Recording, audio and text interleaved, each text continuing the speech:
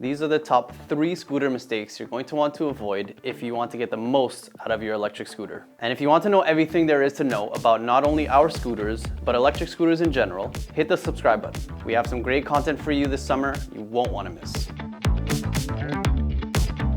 One common error many riders commit is particularly tempting, especially when owning a high-end scooter. But you should not be treating your new scooter like it's a stunt bike. Although the scooters in our lineup boast sturdy suspension systems designed to tackle road imperfections, they're not built for performing stunts or enduring repeated hard impacts. Frequently riding off curbs or attempting jumps can result in damage to your scooter rims, leading to cracks, punctures, and flat tires. Now, if you happen to own a Pro or a Phantom, you might feel a tad more adventurous or dabble in some off-roading, which is totally fine. These bad boys are crafted to take on almost anything the road or trail can hurl their way. But let's not get ahead of ourselves. Even these beasts aren't motocross or mountain bikes with 6 inches of suspension travel, ready to conquer epic jumps and drops with a regular basis. And if you're rocking a Go, Air, or even the City model, while you can easily defeat park trails and potholes, let's remember what they're designed for: commuting, not for X Games shenanigans. So unless you're secretly training to be the next scooter stunt champion,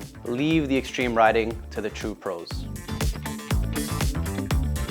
The importance of preventative tender loving care, TLC, cannot be overstated. Just like your car demands regular cleaning, oil changes, and tune-ups to stay roadworthy, your scooter also requires some TLC if it's going to clock up the miles for years to come. For most riders, this involves fine-tuning brake adjustments and ensuring ample lubrication for those springs and bearings. Also, don't forget to regularly check tire pressure, give your scooter a deep clean after outings, and schedule seasonal tune-ups to maintain peak performance. Thankfully, we have videos on our YouTube channel that walk you through everything you need to know about maintaining your Go, Air, City, Phantom, or Pro. We also have repair centers in Montreal, New York, and LA, and 27 third-party centers all over North America and counting that can also help you maintain your scooter.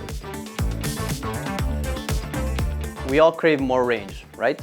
But fear not, there are steps you can take to squeeze every last bit of juice from your electric scooter battery. First and foremost, let's talk about weight. Just like any vehicle, the heavier the load, the more strain on the battery. Make sure you're aware of the weight limit recommended for your scooter and aim to stay within that range. And when possible, lighten the load by avoiding heavy cargo. Next up, resist the urge to zoom around at full throttle all the time. High speeds gobble up battery power like nobody's business. Instead, opt for a more moderate pace to stretch out your range. Also, steer clear of routes that are all uphill. Those climbs can really put a dent in your battery life. Try planning your journeys to include more level ground or even some downhill stretches to help conserve power. Now, let's talk about battery management. It's key to keeping your scooter running smoothly for longer. Avoid letting the battery drain completely.